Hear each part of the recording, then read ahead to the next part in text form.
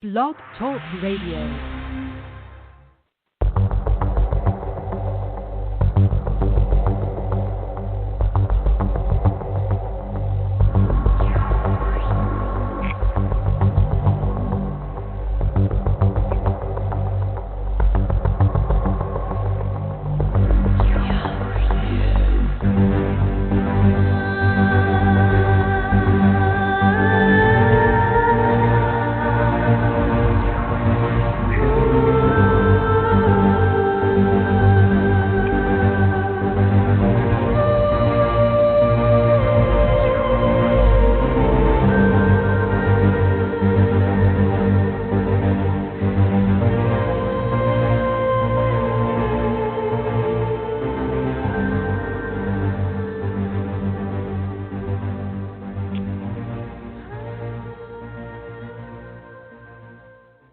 It's Thursday, October 12th. This is the Hermetic Hour. I'm your host, Poke Runyon.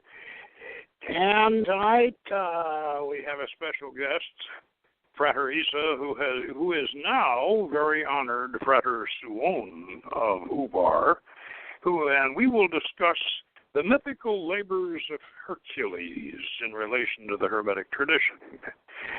And we'll develop the background of the myth evolving from Babylon's Gilgamesh through Melkart of Phoenician Tyre into the ancient Greek hero myths so often seen in films and television.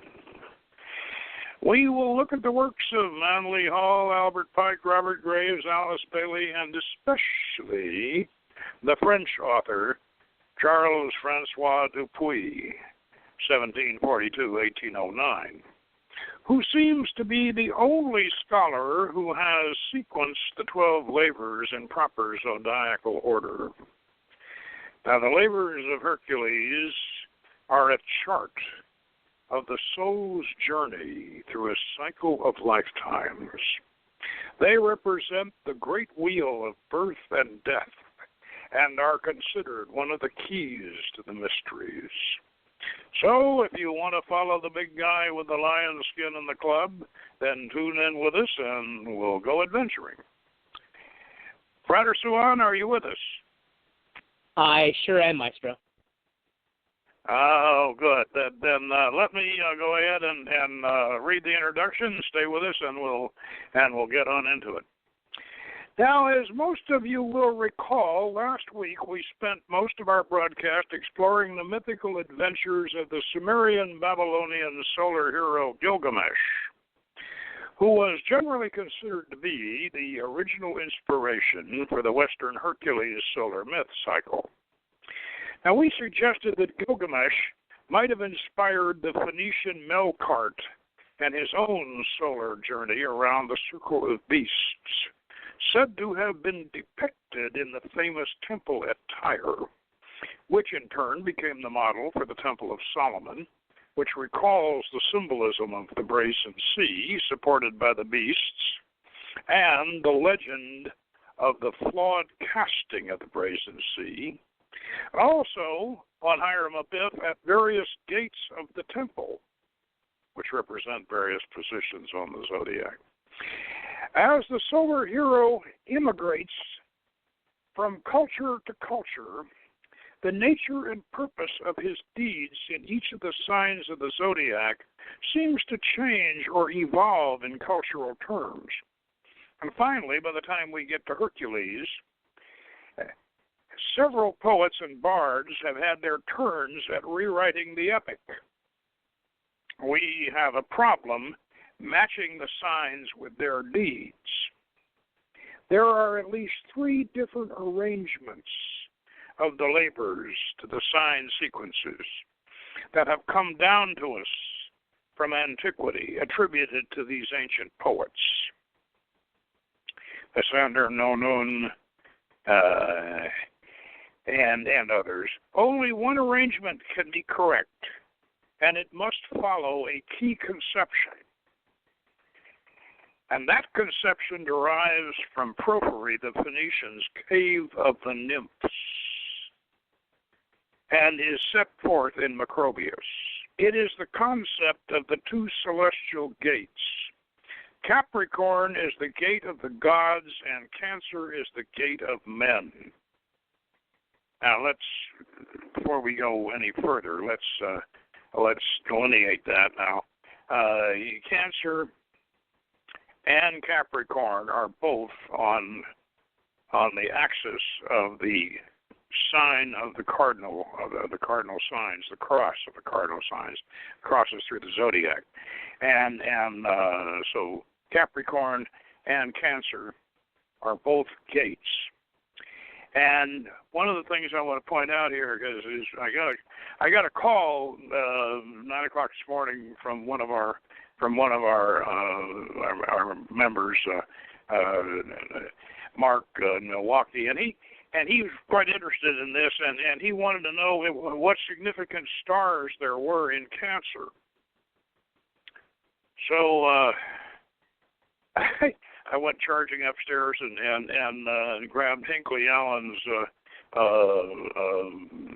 star lore, star names, their lore and meaning, and because I couldn't remember any significant stars in Cancer, and sure enough, there are no significant stars in Cancer. In fact, Hinckley Allen, who we all refer to as the authority on such things, he says that Cancer is kind of insignificant. Of course, it's my constellation, doggone it. So I don't like being insignificant. But there are no really significant stars in it, and this is one of the reasons. By the way, and I know Mark's listening, so I'm answering his question. So this is one of the reasons why they call Cancer the gate, because it's sort of a hole in the sky. And then right after Cancer comes Leo, which is the first of the Hercules. The beginning of the labors is Leo, is the lion of Nema, and we have this big significant star Regulus, which we're all familiar with. And it's one of the marker stars of the zodiac, and this comes right after this hole in the sky, which is the gate of men, traditionally, and which is Cancer, and. So anyway, I'd kind of elaborate on that a little bit. So this concept of the two celestial gates, Capricorn is the gate of the gods and Cancer is the gate of men, both cardinal signs on that axis. Souls come down through Cancer to be born in Leo, and they go out through Capricorn to become gods. Now, of course, also, or to meet the gods, and also that this axis, this axis, in the case of the Hercules sequence. He begins in Leo and he ends in Cancer. So in this case, we're making the Capricorn and the Cancer gates both serve the same purpose on this axis. Now, therefore, the whole cycle must begin with Leo and end in Cancer. Both the gates are on the axis of the cardinal signs, as I said. And in the correct arrangement, Hercules' final labor, which returning to the Cancer gate, is pulling Cerberus, the guardian dog of hell, up out of the underworld. Thus, as we have said over and over again, thus he transforms the underworld into the overworld. Let's go back over that a little bit. In most ancient times, in fact, way back in Neolithic and Paleolithic times, before we even started writing, we had this idea that the stars and the sun and the planets and all of the heavens, everything we see in the night sky, spent the daytime, our daytime, in the underworld and down below. And the reason why we thought that was pretty logical, because we thought we knew the Earth was flat. Of course, we're looking out at the horizon, and then when the sun goes down, up they come out of the horizon. They come rising up, the sun, the moon, and all the stars, and in fact the planets. And we mentioned before that back in those days we were all convinced, those of us those of us who reason things out like that, we were all convinced that the planets were evil because they moved in retrograde, and they called them disturbers of heaven, evil ones born in the bowels of the hills, and they were referred to as the Maskim. So the planets didn't really become good guys, or some of them are still bad guys, but they didn't become good guys until after we realized that they were in the heavens and that they didn't spend all day down in hell. So so much of this symbolism that we have of the afterlife in Sumerian, Babylonian, and even carried over into Hebrew and the biblical, and to some degree with the Egyptians. So much of this this afterlife symbolism was in the underground, what eventually became Tartarus and hell in the Christian tradition. Now, when Hercules, one of his labors, the last of his labors, was to pull the guard dog of hell, Cerberus, to pull the dog out of the underground, out into the light. Well, and by doing this, in the course of doing this, what he really did was kind of it's sort of sort of like the old joke about the grizzly bear. How do you handle a grizzly bear? If you're a martial artist, you thrust your finger all the way down his gullet when he tries to engulf you, and hook your finger outside his rear end, and then you jerk back like you do when you're doing a kata. You yank back and turn him inside out, and of course, if he's a grizzly bear, he'll tickle himself to death on the inside. So this is virtually what Hercules did with Cerberus. By pulling the guard dog of hell out from under the underworld, he transformed the underworld into the overworld, and then so now, instead of going down the river Styx, we the souls climb the Milky Way. It was a beautiful transformation, and very apropos for that last incarnation. Now, I've consulted many works trying to find the proper sequence of these labors, including Alice Bailey's Labors of Hercules and Robert Graves' The Greek Myths. And although they were useful, the only work I have found to set forth the true order of Hercules' progress through the signs was Charles Francois Dupuy's Origin of All Religions. It was first published in English in 1872, along with astronomical corollaries that confirm all of his assignments. Now that's Dupuy's accomplishment. Now, I'm not sure with Dupuy. He's crediting the Greco-Egyptian. He credits the Greco-Egyptian poet Nonans as the writer of the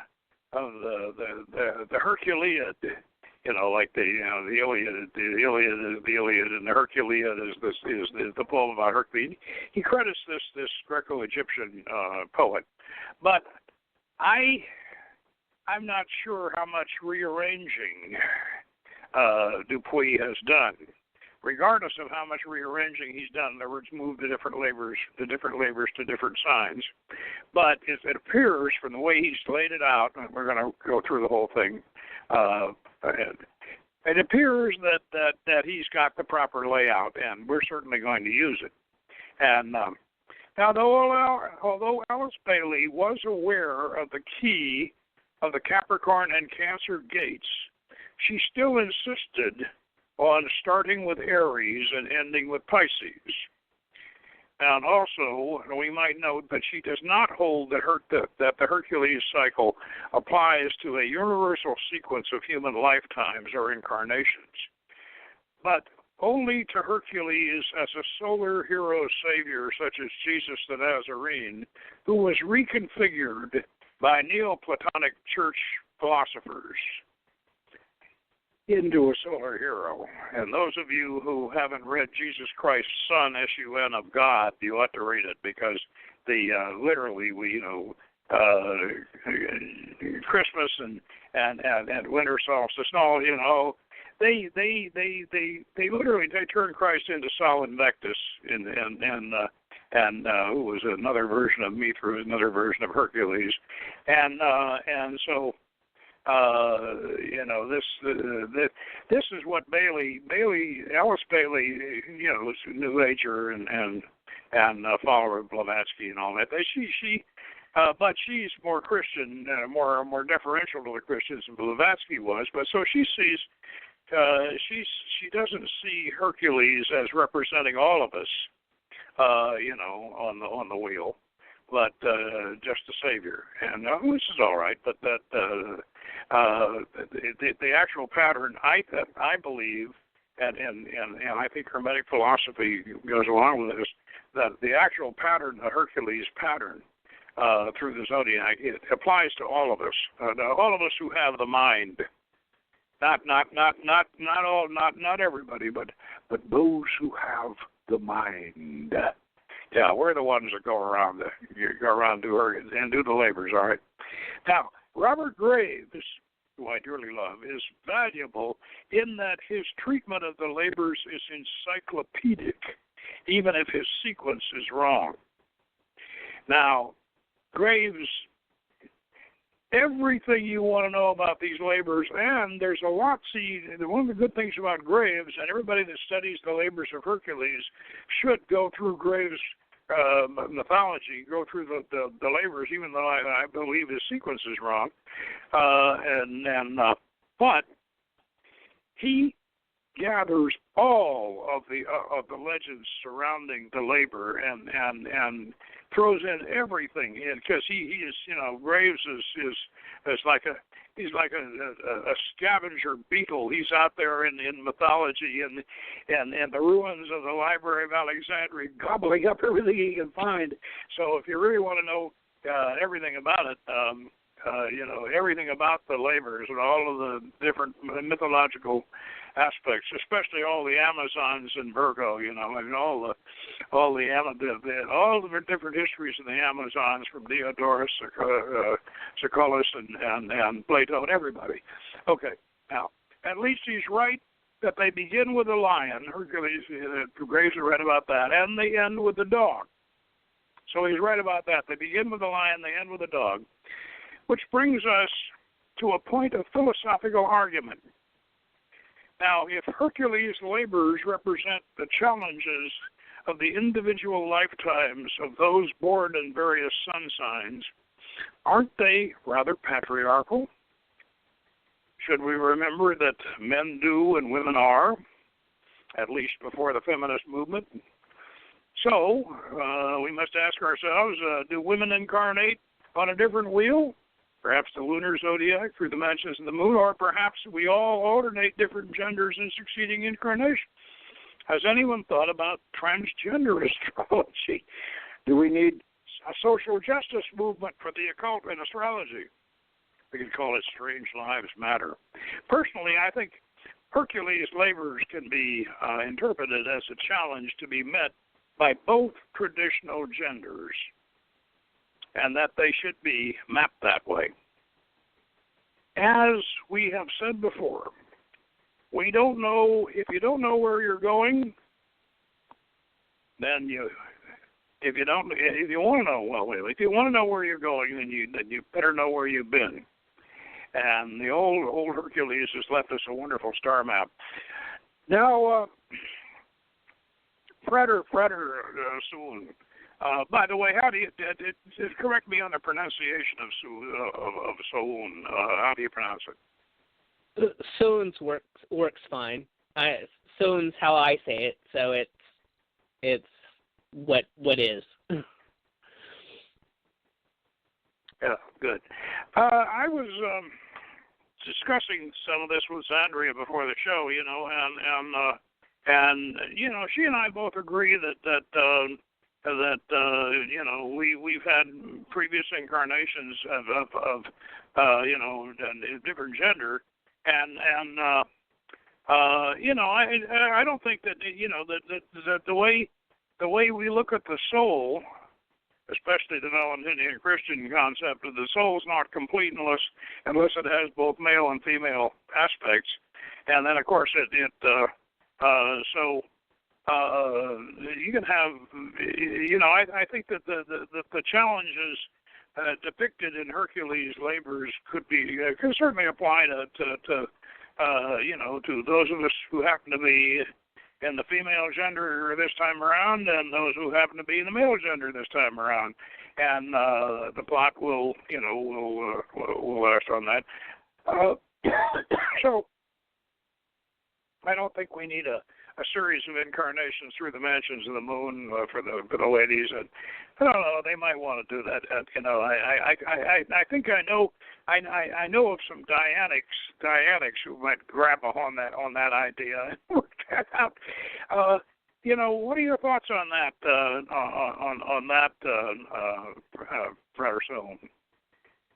Well, there's a couple of things going on. One, the zodiacs do have the zodiacs are themselves male and female alternating.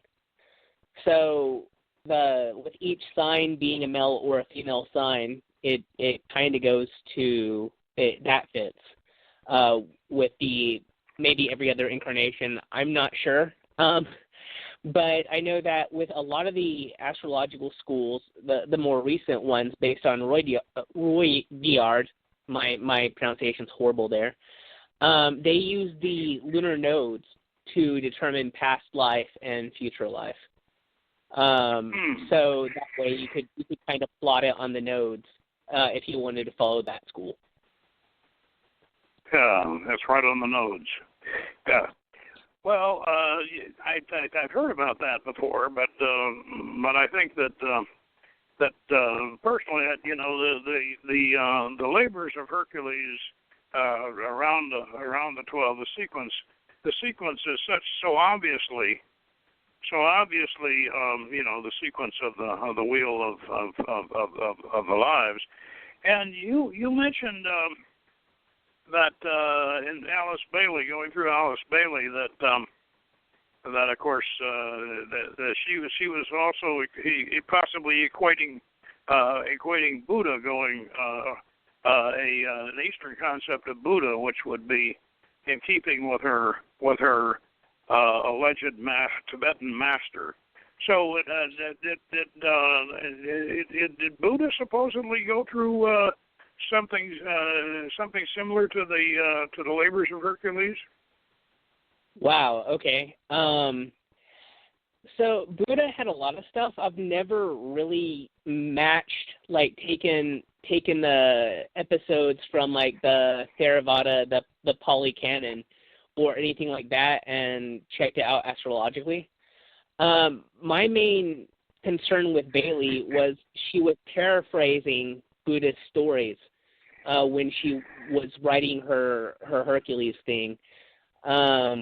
Like she would straight up just kind of like take a popular Buddhist story and take a Hercules myth and kind of smush them together. And that's mostly visible when Hercules is approaching his mentor and he's like, "Oh, before I start, you must know that I've killed all my previous masters." And he tells him, "Good. You'll have to slay them again before you're through." And that seems that. Yeah. Well, as I said when we first got into the study, Bailey is essentially what you call a New Ager, and very much under the influence of Blavatsky, and it seems like she and a number of these folks followed along with Blavatsky and believed that their teachers, their astral teachers, in other words,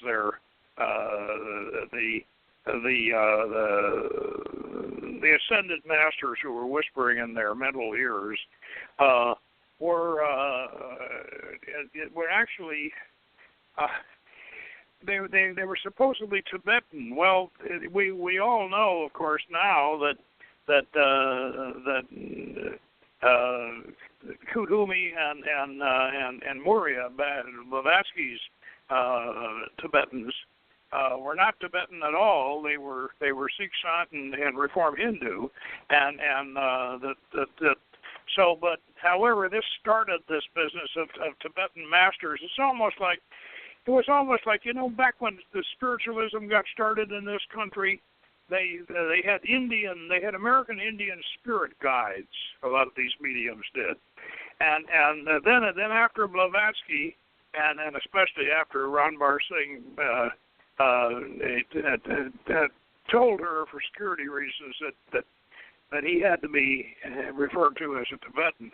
And after that, everybody, they were these Tibetans that were revealing all this stuff. Well, Tibetans have their own very, very unique astrology, and it has no relationship to Western astrology, especially not to Greek mythology. And so the whole Bailey thing, was kind of flawed to start with from that standpoint, but there is interesting, and I've gone through it now, and there is interesting material in it. I'm not going to completely, downcast it, but there's interesting material there.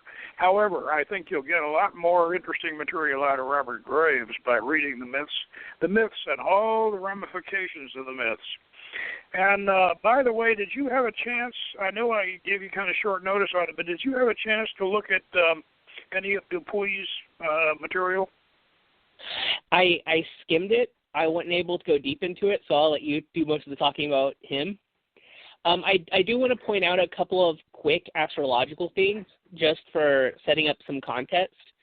One of the cool things that I observed is I ran across Ruck and Staples' work on Hercules, and one of the things that they assert is that the 12 labor sits were located in the culminating in they were local, and they culminated in the rededication of Olympia, and then sits were of the other sits were in strongholds of the goddess and entrances to the netherworld.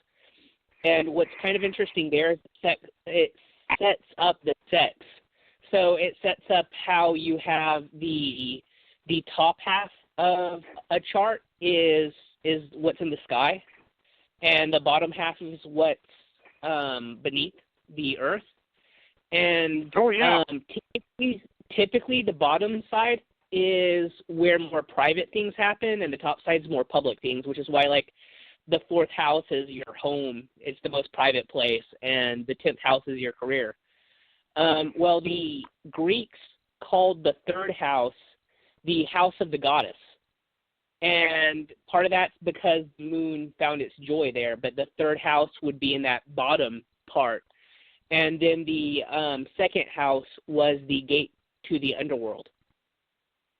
So those are kind of interesting things to keep in mind. Let me ask you this before the house system, the whole house system. When did the astrological house system actually come into being? As I recall, it was kind of medieval. It was medieval period, wasn't it, or the end of late medieval period when the houses started to get considered. Is that true, or is it earlier than that? It's earlier than that. The houses we have, so in all the Hellenistic works, we have the houses, and the houses are actually credited to Hermes. It's him and Penasiris and Necipsa. Did they predate Ptolemy? Oh, yes. The houses predate Ptolemy. Oh, good. They predate Ptolemy. Well, then this definitely has an aspect, and of course the house system is the key, as we've found out, the key to the chemical winning of Christian Rosencreutz. Anyway, what I'd like to do is I'd like to go ahead and read this section in Dupuy about Hercules and go through it, and that way we can we can see where he is picking up the elements that we have been discussing, especially Melkart and the Phoenicians and the various mythological symbolisms that we've been discussing tonight and last week. Okay, so this is the section on the legend of Hercules from Origin of All Religions. The following comparison of the legend of Hercules with the constellations which preside over the 12 months is from Dupuy. Now, whatever may have been the opinions about Hercules, he was surely not a petty Grecian prince renowned for his romantic adventures. It is the mighty luminary which animates and fructiates the universe, the divinity which has been honored everywhere by the erection of temples and altars and consecrated in religious songs by all nations, from Meroe in Ethiopia and Thebes in Upper Egypt to the British Isles and to the snows of Scythia, from the ancient Taprobani and Palibothra in the Indies to Cadiz and the shores of the Atlantic Ocean, from the forests of Germany to the burning sands of Libya. Wherever the blessings of the sun were experienced, there the worship of Hercules is found established. There are sung the glorious deeds of this invincible god.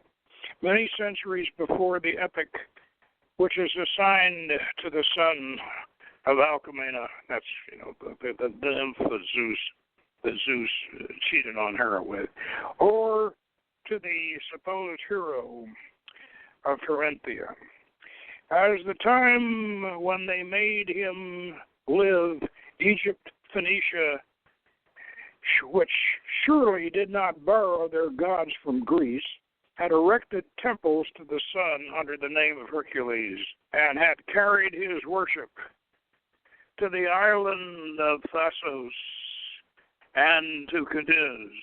We're talking, of course, about Atlantis now, where they had consecrated a temple to the year and to the month, which divided it into 12 parts. Or, in other words, to the 12 labors or 12 victories which conducted Hercules to immortality. It is under the name of Hercules Astrochiton,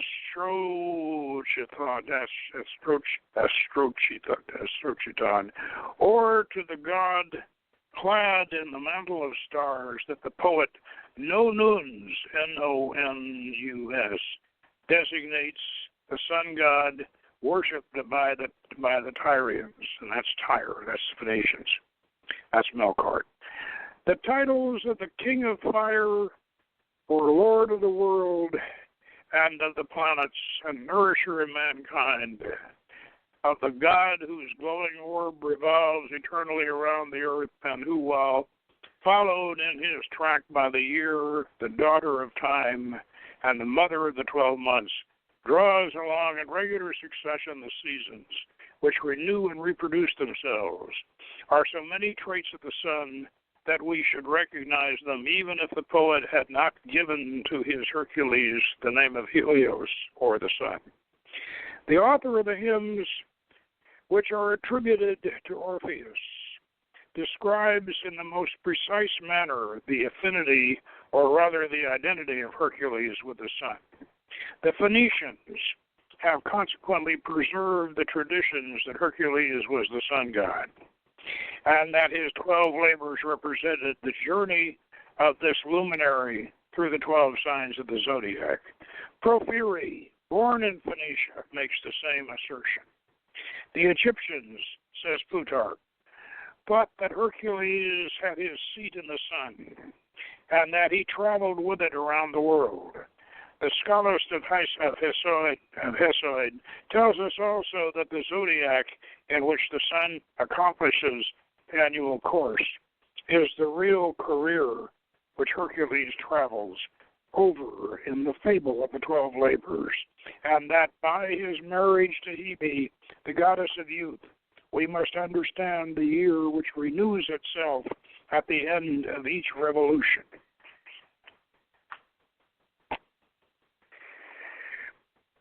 It is evident that if Hercules is the sun, as is shown by the above-cited authorities, the fable of the 12 labors is a solar fable which can have reference only to the 12 months and to the 12 signs, of which the sun travels over one in each month.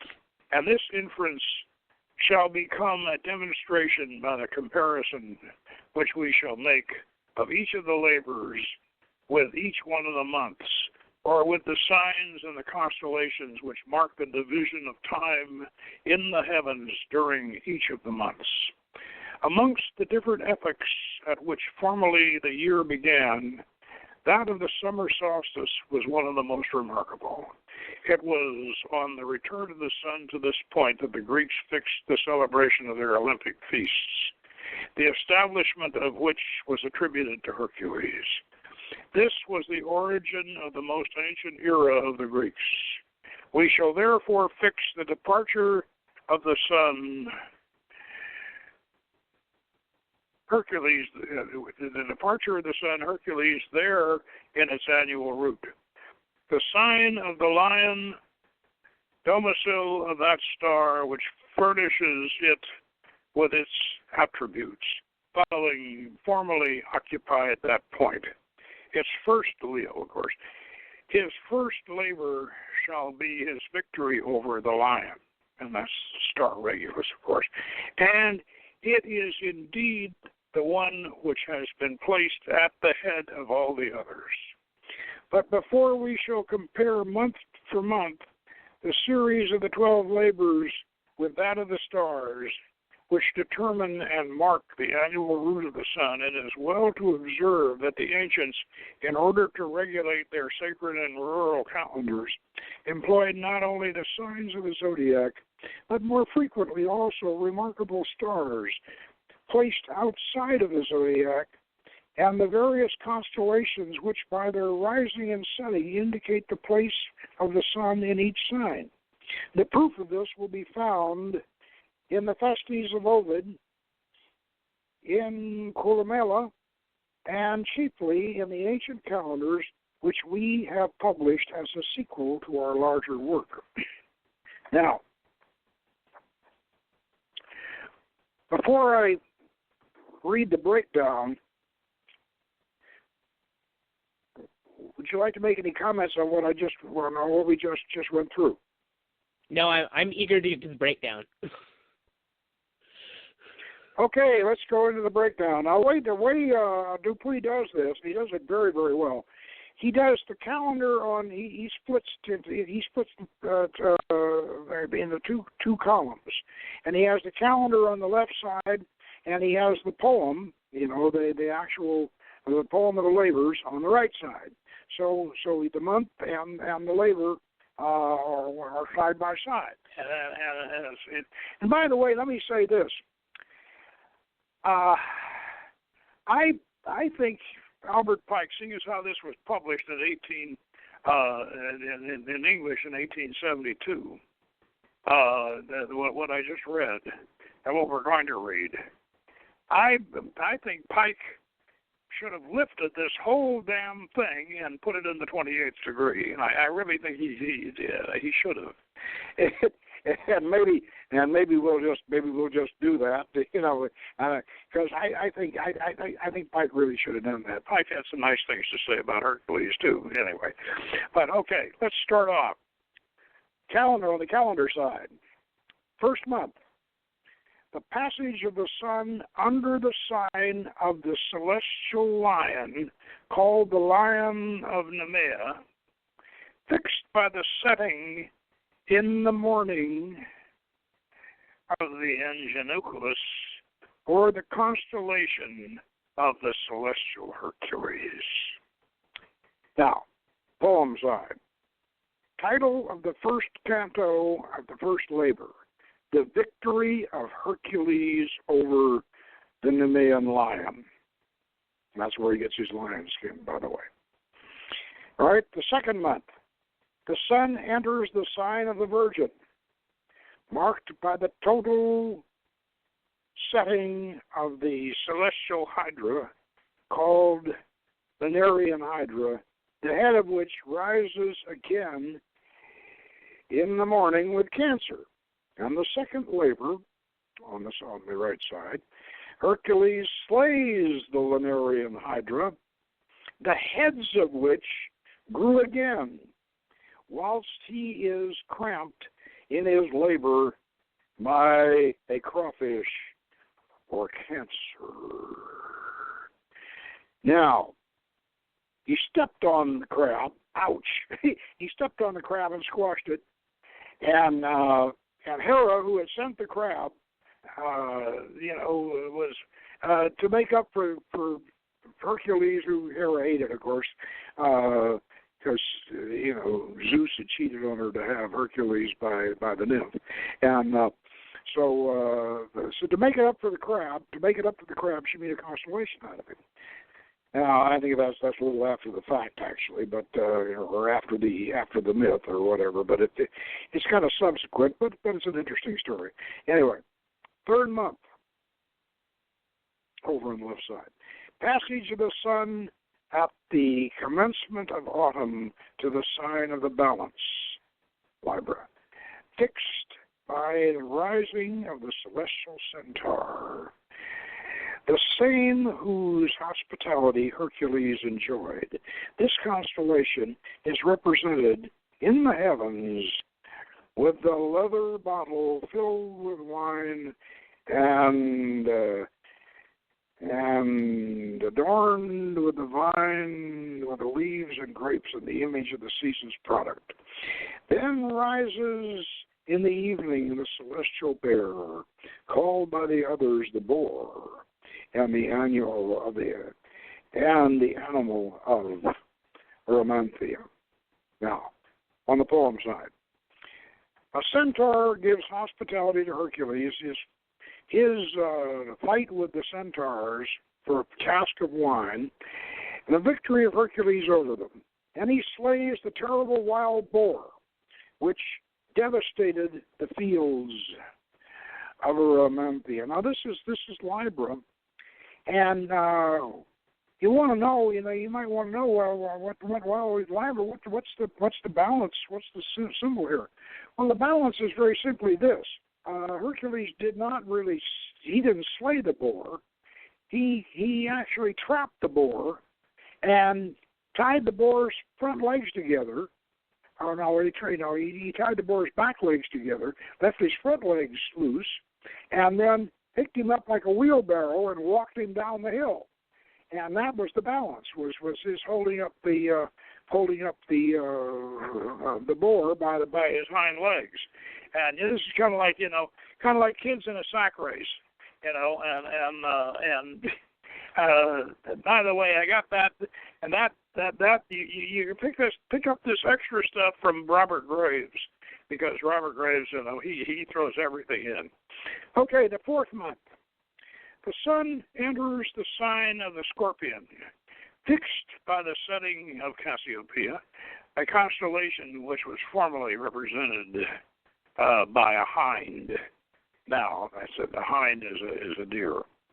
The fourth labor, triumph of Hercules over a hind with golden horns and feet of brass, which Hercules took on the seashore where it was reposing. So that, and by the way, the golden hind became, Sir Francis Drake's, the name of Sir Francis Drake, the Elizabethan pirate, Elizabethan pirate. Francis Drake had named his ship the Golden Hind. Now, fifth month, the sun enters the sign of Sagittarius, consecrated to the goddess Diana, whose temple was at Stymphalia, in which the Stymphalian birds were to be seen. This passage is fixed by the rising of the three birds, the vulture, the swan, and the eagle, pierced by the arrow of Hercules. And the fifth labor is Hercules gives chase near Stymphalia to the birds of the Stymphalian Lake, which are represented in number 3 in the medals of Parthenius. Actually, he dispersed the Stymphalian birds, and so that one fits the symbolism. Okay, the 6th month, passage of the sun into the sign of the Goat or Capricorn, the son of Neptune. According to some, the grandson to the sun. According to others, the passage is marked by the setting of the river of the Aquarius, which flows under the stable of the Capricorn, and the source of which is in the hands of Aristeus, the son of the river Peneus. Now, this is very significant and important. The 6th labor, Hercules cleans the stables of Aegeus, the son of the sun, or according to others, the son of Neptune, which makes the river Peneus run through it. Now, remember now, this is Capricorn, is the gate of the gods. Okay, so what's so important about Hercules cleaning all this dung out of the stable? Well, this dung accumulated in this stable for 30 years. The 30 years worth of cow poop in this stable. Now, 30 years is about as old as Hercules was when he did this. Okay. So what does Hercules do? He gets the river. He runs a river through the stable, and of course, what's his name? Aegeus, the owner of the stable said he tricked him by running the river through. Well, no, he didn't. Hercules ran this river through the stable to clean out 30 years of poop. In other words, it's the gate of the gods. This is the gate of the gods. This is purification. Hercules just gave himself a colon irrigation, basically cleaned himself out, and so he could go through the gate of the gods. And this is a purification. This is obvious. Okay, so these, now by the way, by this time we should be realizing that Hercules' labors. Hercules his main opponent in these labors is himself, just like the stables. That's 30 years of sludge in his colon that he's cleaning out. Spiritual colon too. Okay, the 7th month. The sun enters the sign of the waterman or Aquarius, and at the place in the heavens where the full moon was found every year, which served to denote the epoch for the celebration of the Olympic Games, this passage was marked by the vulture, placed in the heavens alongside the constellation called Prometheus. And at the same time that the ancient bull, called the bull of Priaphane and of Marathon, culminated in a meridian, the setting of the house of Arion or Pegasus. Now, the 7th labor. Hercules arrives at Elis. He was mounted on the horse of Arion. He drags along with him the bull of Crete, beloved by Pasiphae, which afterwards ravaged the plains of Marathon. He institutes the celebration of the Olympic Games, where he is the first to enter the lists, and he kills the vulture of Prometheus. Now, who was Prometheus? Well, Prometheus was another Hercules figure. Prometheus was, as you recall, he gave fire to mankind, and Zeus punished him for that by chaining him to a rock and having a vulture eat his liver every day. Hercules comes along and says, "Oh, come on, Prometheus! I'm not going to let that. This is terrible." So Hercules kills the vulture. Now, if you read Robert Graves, you'll find out that also Zeus, as a result of kind of repentant, Zeus makes a ring out of Prometheus's chains. Now, you Tolkien fans will get a kick out of this. So Zeus feels bad about that, about having, done this. And after Hercules kills the vulture, Zeus comes down. He says, well, I'm going to leave him. We're not going to let him off the hook completely. We're going to make a ring out of this iron chain of his, and he has to wear this ring, for the rest of eternity. So here's the ring of Prometheus, made out of iron by Zeus, and that's one that you should check. So really, when studying all of this, even though Graves is wrong in his order, and Dupuy is right and Graves is wrong, Graves has so much extra material in here that needs to be studied. Okay, the 8th month, passage of the sun to the sign of the fishes, fixed by the rising of the morning of the celestial horse, the head of which is bearing on Aristeus, or on the Aquarius, the son of Serene. And the 8th labor, Hercules makes the conquest of the horses of Diomedes, the son of Cyrene. Now, these two mares ate human flesh. Imagine that. There's these female horses. They ate human flesh, and Hercules fed them. And I kind of suspected he fed them on that wild boar, but whatever it is, he was supposed to catch them and break them, like a cowboy. But so he fed them, and he got them calmed down, and managed to capture them that way. Now the 5th month, the sun enters the sign of the Ram, consecrated to Mars, and which is called the Ram of the Golden Fleece. And this passage is marked by the rising of the ship Argo, and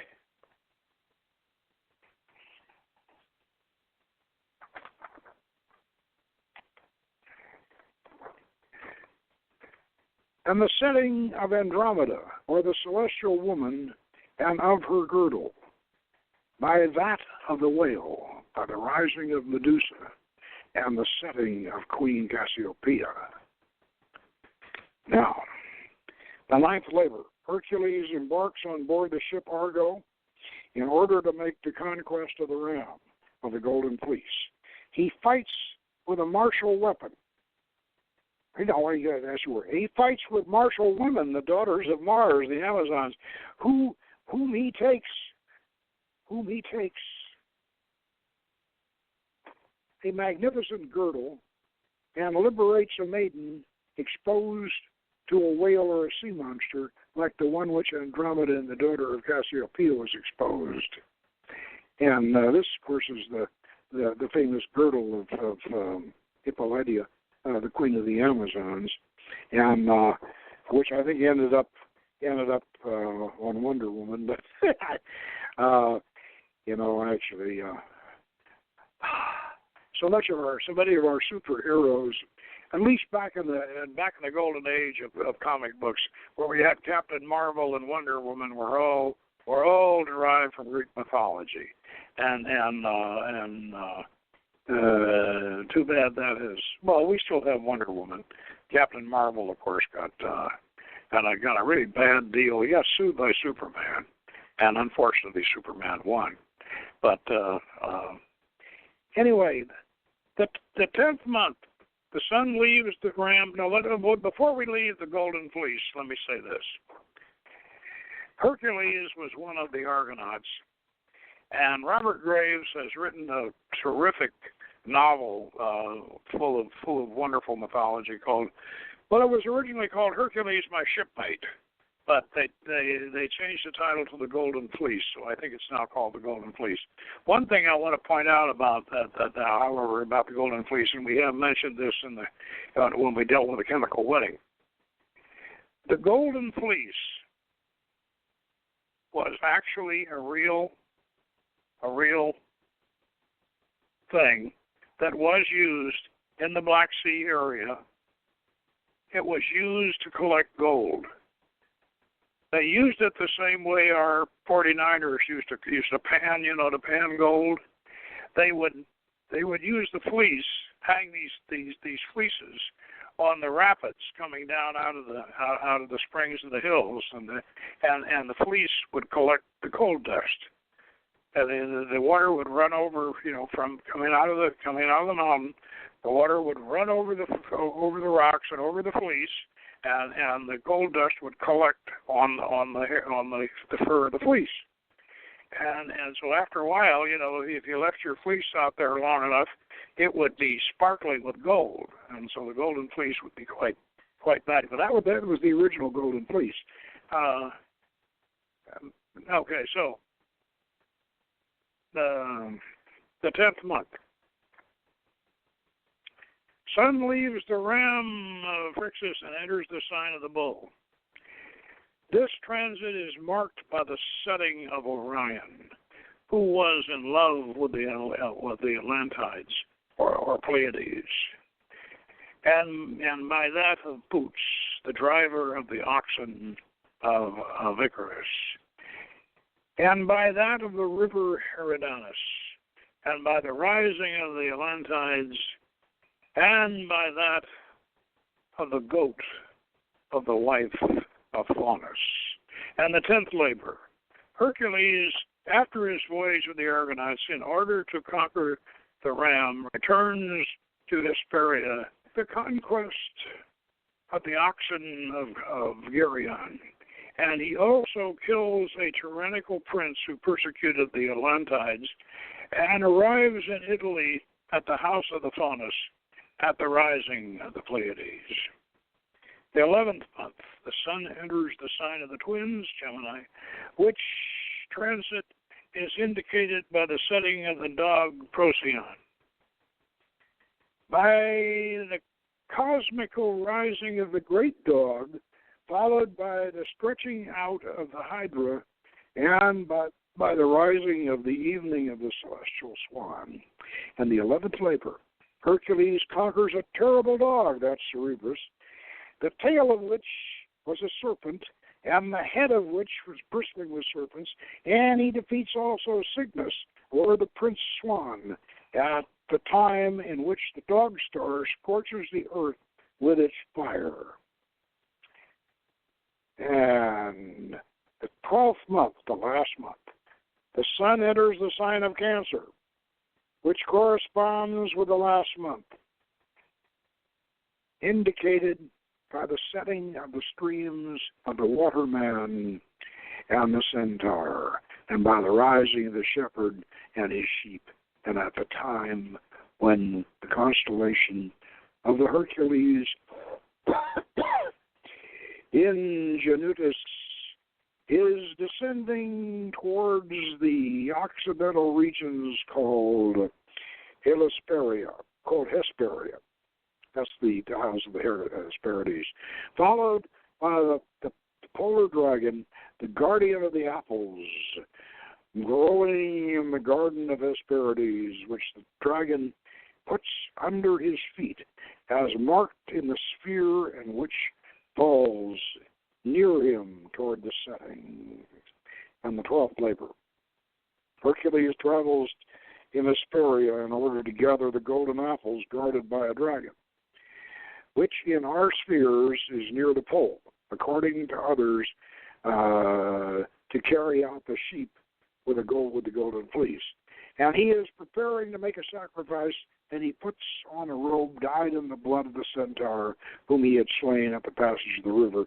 And by this robe he is consumed before he dies, and ends with his mortal career in order to resume his youth in heaven and to enjoy their immortality. Now, there's a lot more to this 12th labor than what Dupuy has here.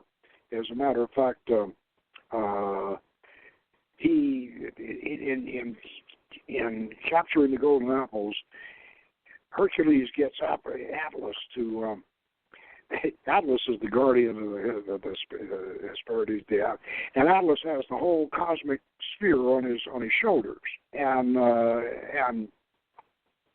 Hercules says, "Look," he says, "if I'll hold the sphere for you for a while, I'll hold the sphere up. You go pick me some of the apples." And Atlas, oh boy, if I could just have just a little while without holding this celestial globe up. So Atlas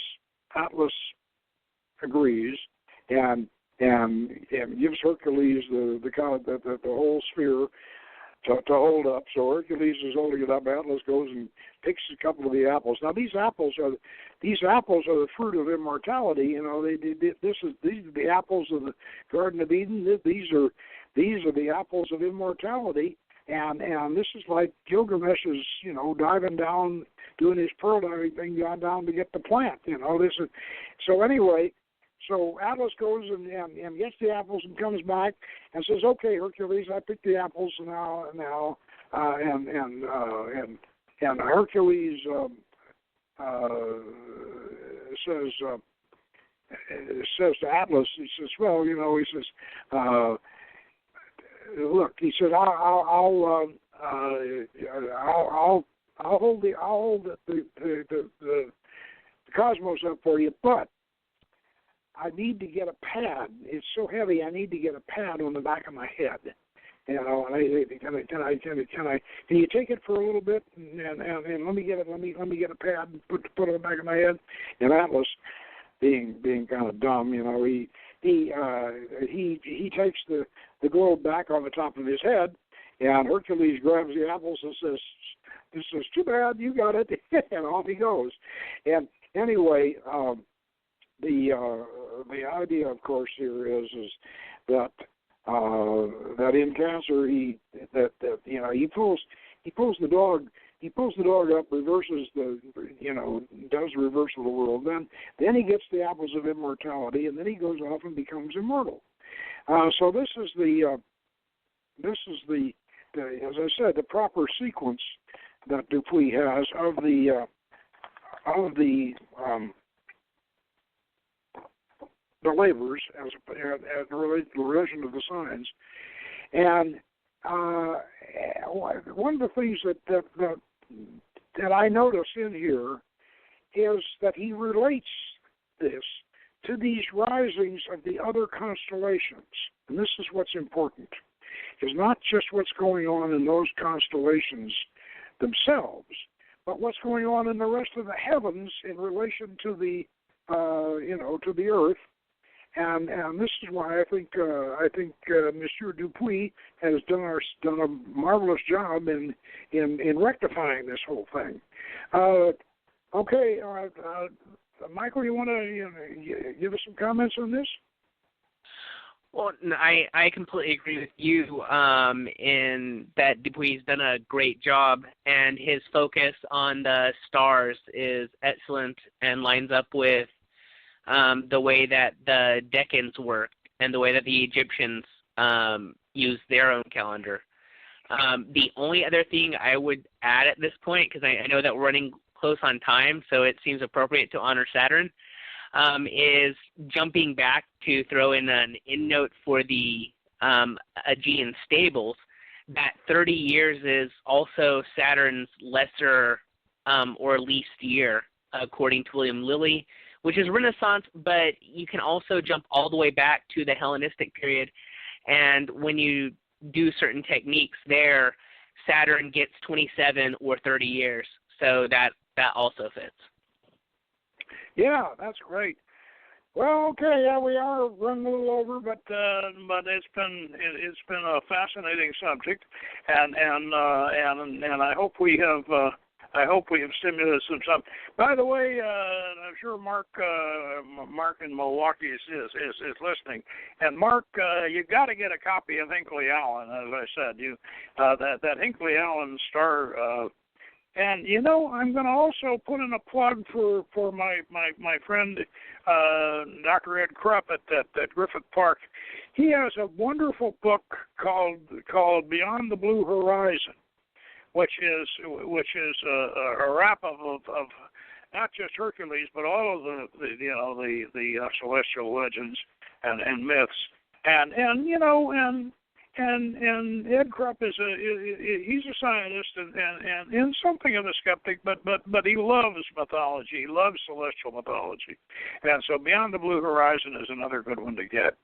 And let's also not forget Hamlet's Mill by Santa Anna and Van Dyck, and that's another one that you buffs that those of you who are interested in this sort of stuff should certainly look into. Okay, that does it for tonight. This has been a really good show. Thank you so much, very honored Frater Sulan, and we'll be seeing you soon. And next week we'll have another show. I don't quite know what yet, but it'll be a good one anyway. So tune in with us again. And meanwhile, good magic.